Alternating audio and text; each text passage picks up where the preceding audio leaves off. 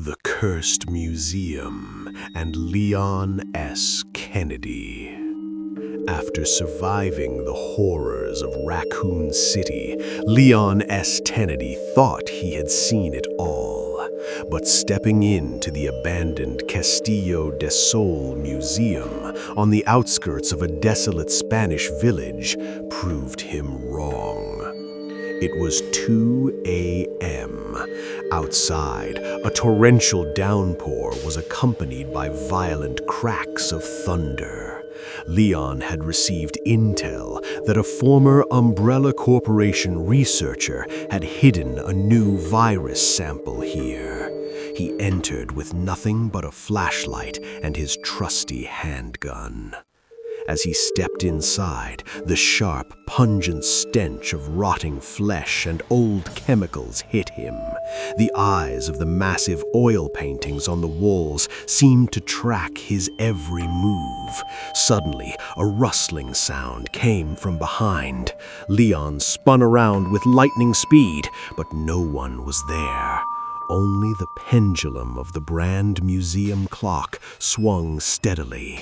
Tick, tick, tick. When Leon reached the second floor, he saw a young girl standing at the end of the corridor. She was wearing a tattered dress and humming something under her breath.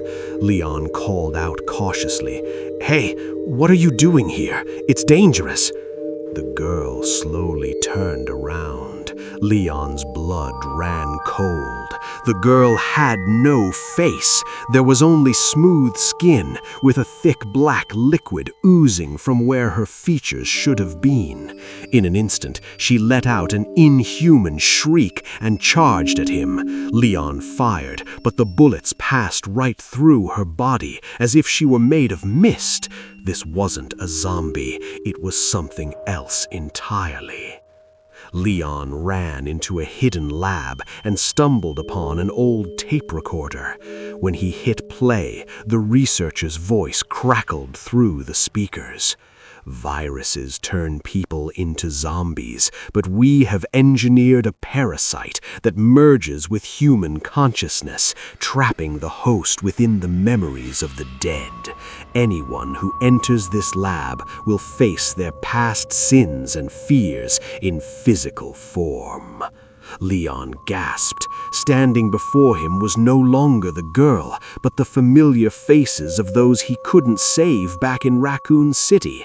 Their flesh was rotting away, and they all pointed their fingers at him, chanting, "We died because of you, Leon." Leon realized he wasn't fighting a virus, he was fighting his own mind. The airborne pathogen had trapped him in a labyrinth of hallucinations. Every time he tried to escape, the museum walls seemed to close in on him. Suddenly, he remembered a line from the recording, "Acceptance is the only way out." Leon closed his eyes. Defying his fear, he pressed his handgun against his own temple. He pulled the trigger, but no bullet came out.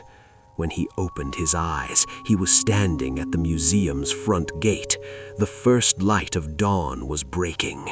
In his hand was the virus sample. But as he looked at the vial, he noticed a small note taped to the glass. "Welcome, Leon. Congratulations on passing level 1. The real game starts now." It was signed, Ada.